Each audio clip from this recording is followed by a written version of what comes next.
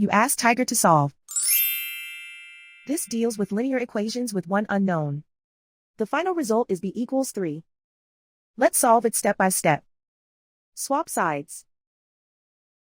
Group all constants on the right side of the equation. Add 4 to both sides. Simplify the arithmetic.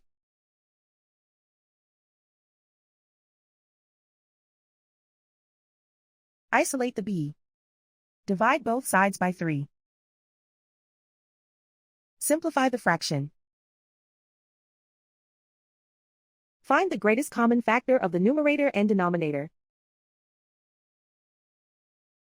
Factor out and cancel the greatest common factor.